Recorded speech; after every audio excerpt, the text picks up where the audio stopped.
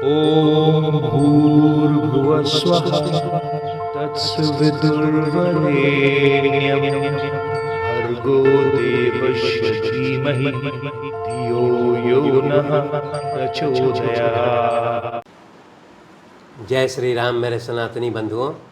आइए इस सनातन रूपी वृक्ष के जड़ों को संचित करें और इसे पुष्पित और पल्लवित करें और इसे इतना विराट और शक्तिशाली बना दें कि हमारे आने वाले वंशज अपने पूर्वजों पर गर्व कर सकें तथा विधर्मियों से अपनी रक्षा भी कर सकें। ये विधर्मी शक्तियाँ हजारों वर्ष से हमारी सभ्यता और संस्कृति को नष्ट करने का अथक प्रयास कर रहा है। यह वाल्मीकि रामायण कोई धार्मिक ग्रंथ नहीं है, बल्कि ये हमारे पूर्वजों का गौरवशाली इतिहास है। और जो समाज अपने पूर्वजों के इतिहास को भूल जाता है वह नष्ट हो जाता है। इसलिए आइए हम अपने आने वाले वंशजों के भविष्य को सुरक्षित एवं उज्जवल बनाएं। पिछले अंक में हम लोगों ने अध्ययन किया कि लक्ष्मण और इंद्रजीत के बीच में भयंकर युद्ध होता है, दोनों में बराबरी का युद्ध होता है। तब उसके पश्चात विभीषण जो है अपने धनुष्वान के साथ लक्ष्मण के मदद के लिए युद्ध मैदान में आ जाते हैं और उसके पश्चात लक्ष्मण का मनोबल बढ़ाते हैं। इसके पश्चात लक्ष्मण और इंद्रजीत में भयंकर युद्ध होता है, आपस में बहुत द्वंद्व होता है। इसमें विभिन्न प्रकार के शस्त्रों का उपयोग होता है, जैसे वारुणास्त्र, आग्नेयास्त्र, सूर्यास्त्र, इसके पश्चात असुरास्त्र, महेश्वरास्त्र, इस प्रकार के शस्त्रों का प्रयोग दोनों के द्वारा किया जाता है। और अंत में जो है लक्ष्मण के द्वारा ऐन्द्रास्त्र नाम के शस्त्र का प्रयोग करके इंद्रजीत का मस्तक जो है वो धड़ से अलग कर दिया जाता है और इस प्रकार लक्ष्मण के द्वारा इंद्रजीत का वध कर दिया जाता है। इस अंक में हम लोग युद्धकांड के 91 और 92 सर्ग के बारे में अध्ययन करेंगे। लक्ष्मण के द्वारा इंद्रजीत का वध कर दिया जा चुका है और लक्ष्मण जो है घायल अवस्था में, उनके शरीर पर बहुत सारे वाण लगे हुए हैं और शरीर से रक्त बह रहा है। उस घायल अवस्था में वो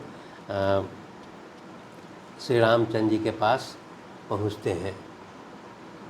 श्री रामचंद्र जी के पास विभीषण भी पहुँचते हैं और विभीषण जो है वो बताते हैं कि कैसे जो है लक्ष्मण के द्वारा इंद्रजीत का वध कर दिया गया है। श्री रामचंद्र जब इंद्रजीत के वध के बारे में सुनते हैं तो बहुत प्रसन्न होते हैं और वो कहते हैं कि लक्ष्मण, तुमने बहुत बहादुरी का कार्य किया है।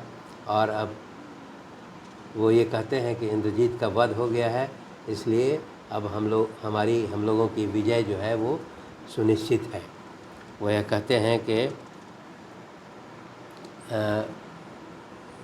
लक्ष्मण से कहते हैं कि मैं आज ही विजयी हो गया हूँ और इंद्रजीत का वध करके तुमने रावण के दाहिने हाथ को काट दिया है, इसलिए वो निश्चित तौर पर हम लोग अब रावण पर विजय प्राप्त कर लेंगे, क्योंकि अपने सबसे बलशाली पुत्र के वध के पश्चात रावण जो है स्वयं युद्ध करने के लिए आएगा और उसके पश्चात मैं उसे अपने सैनिकों के द्वारा घेर करके उसका वध कर दूंगा। उसके पश्चात यहाँ पर दिखाता है कि लक्ष्मण के शरीर पर बहुत सारे वाण जो है लगे हुए हैं, पूरा शरीर रक्त से नहाया हुआ है और वो ये देख कर के श्री रामचंद्र जी बहुत चिंतित भी होते हैं। और तब वो अपने वैद्य जो वानर हैं, जिसका नाम सुसेन है, उसको कहते हैं कि सुसेन, तुम शीघ्र ही जो है लक्ष्मण का उपचार करो और उसे स्वस्थ बनाओ। तब इसके पश्चात सुसेन जो है वो उनके पास उपलब्ध जो है उत्तम कोटि का जो है वो औषधि का प्रयोग करके लक्ष्मण को स्वस्थ करते हैं। यहाँ पर दिखाया गया है कि जो औषधि का प्रयोग किया जा रहा है वो औषधि जो है नाक में लक्ष्मण के नाक में लगाया जाता है और उससे जब लक्ष्मण औषधि को सूंघते हैं उसके पश्चात उनके शरीर से सभी वान निकल जाते हैं, सभी घाव भर जाते हैं और लक्ष्मण जो है वो पूर्ण तरह स्वस्थ हो जाते हैं, उनके घाव सब भर जाते हैं। इसी प्रकार जो है सुसेन अन्य जो वानर सैनिक हैं, सेनापति हैं, उन सभी का भी उपचार करते हैं और वो सभी स्वस्थ हो जाते हैं। इसके पश्चात जो है रामचंद्र जी जो है वो लक्ष्मण की भूरी भूरी प्रशंसा करते हैं और उसको उसका अभिनंदन करते हैं। इसके पश्चात उधर जो है वो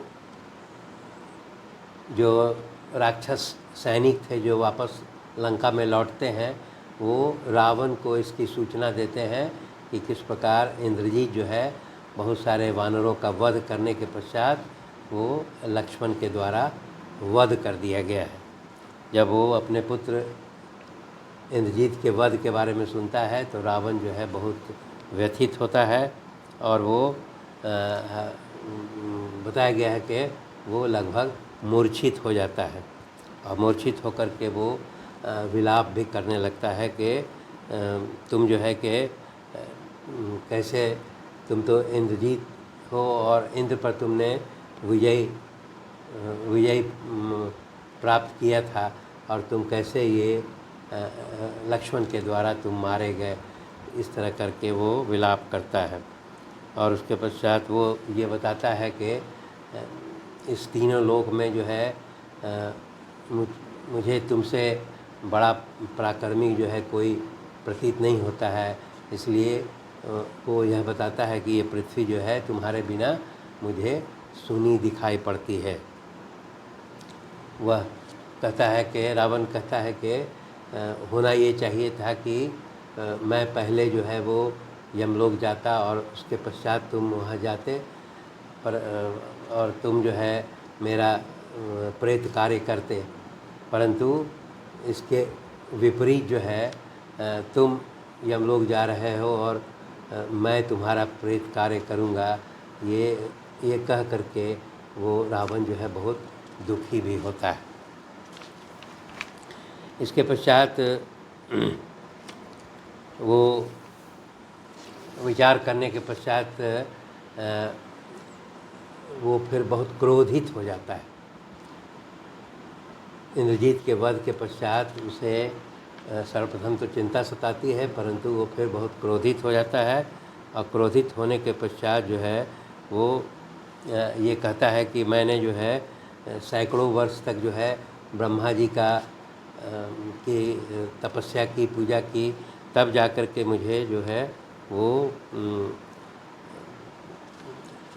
मुझे ये वरदान प्राप्त हुआ था कि किसी भी देवता, असुर या राक्षस या गंधर्व से किसी से मुझे भय प्राप्त नहीं है। और वो रावण ये कहता है कि ब्रह्मा जी के द्वारा मुझे एक उच्च कोटि का कवच भी प्राप्त हुआ है, इसलिए वो कहता है कि ये कवच जो है मुझे देवासुर संग्राम के समय जो है मुझे प्राप्त हुआ था। इसके अलावा वो यह भी बताता है कि देवासुर संग्राम के समय मुझे ब्रह्मा जी ने जो है एक उच्च कोटि का वान और एक उच्च कोटि का धनुष और वान भी प्रदान किया था, जिससे जो मैं निश्चित तौर पर राम और लक्ष्मण का वध कर दूंगा। इस तरह का विचार करके वो क्रोधित होता है और इस प्रकार क्रोध में जो है वह यह निर्णय लेता है कि चूँकि ये जितना राक्षस सैनिकों का जो विनाश हुआ है या लंका का विनाश हुआ है, उसका मुख्य कारण जो है वो सीता है। इसीलिए वह बोलता है कि इंद्रजीत ने जो है वो माया के द्वारा निर्मित सीता का वध जो है युद्ध भूमि में जाके किया था, परंतु मैं अब इस निर्णय पर पहुंचा हूं कि ये सारी विपत्ति का जो कारण है वो सीता है। इसीलिए मैं आज इस सीता का ही वध कर दूंगा। और ये राम जो है, जब मैं सीता का वध कर दूंगा तो राम जो है आसानी से पराजित हो सकेगा। इस तरह का निर्णय करके वो अपने हाथ में तलवार उठा करके और अशोक वाटिका की ओर प्रस्थान करता है, जहाँ की सीता को रखा गया है। सीता जी वहाँ पर जब देखती हैं कि रावण जो है वो हाथ में तलवार लिए हुए और वो आ रहा है, तब वो दुखी हो जाती हैं और चिंतित भी होती हैं, और वो ये सोचने लगती है कि ये निश्चित तौर पर रावण जो है मुझे मारने के लिए आ रहा है, क्योंकि मैंने इसके साथ विवाह करने से विरोध कर दिया है, इसी कारण वो मेरा वध करने आ रहा है। या फिर वो सोचती है कहीं ऐसा भी हो सकता है कि इसने राम और लक्ष्मण दोनों का वध कर दिया है, इसीलिए वो अब मुझे भी मेरा भी वध करने के लिए आ रहा है। इस तरह का वो विचार करती हैं। सीता जी ये विचार करके बहुत दुखी भी होती हैं, और वो फिर वो कहती हैं कि मैं ये सब मेरी गलती के कारण हुआ है। अगर मैं हनुमान जी के द्वारा बताए गए उपाय को मैं उपयोग करती है और उनके पीठ पर बैठ करके मैं उसी समय वापस श्री रामचंद्र जी के पास चली जाती, तो इस प्रकार का कोई विपत्ति जो है नहीं होता है। इसलिए वो अपने को भी, स्वयं को भी कोसने लगती हैं। इसके अलावा फिर वो अंत में उस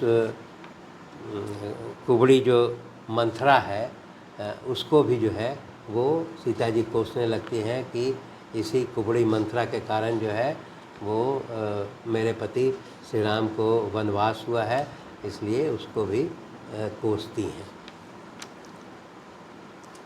तब यहाँ पर दिखाता है कि रावण जो है वो हाथ में तलवार लिए हुए वो अशोक वाटिका में सीता के वध करने के लिए आ रहा है। तब वहाँ पर एक साथ में चलता हुआ एक विवेकशील राक्षस सेनापति है, जिसका नाम है सुपार्श्व। वह भी रावण के साथ चलता है और वो रावण को समझाता है कि हे राजन, आप तो साक्षात जो है कुबेर के भाई हैं, और आप जो है क्रोध के वशीभूत होकर के एक स्त्री का अपने हाथों से वध करना चाहते हैं, ये उचित नहीं है। वह यह कहता है कि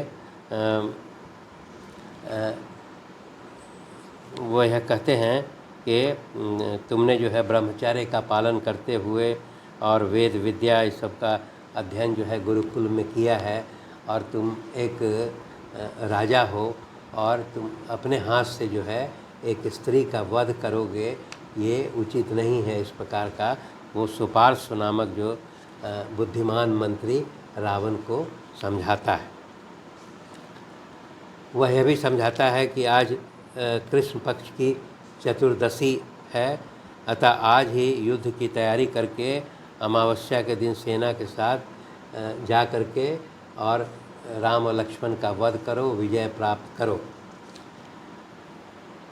जब इतना ये सुपार्श्व नामक जो है वो मंत्री रावण को समझाता है, तब तक रावण का भी क्रोध शांत हो जाता है और वो सुपार्श्व के द्वारा बताए गए सलाह को मान लेता है।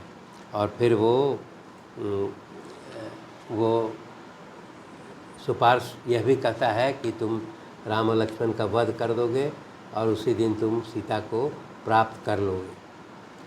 तो इस प्रकार जो है सुपार्श्व जो है रावण को जो सलाह देता है, उससे रावण जो है वो प्रभावित होता है और स्वयं जो है सीता का वध करने का विचार त्याग देता है और फिर वो वापस अपने महल में लौट जाता है और फिर महल से फिर अपने राज्यसभा में वो प्रवेश करता है।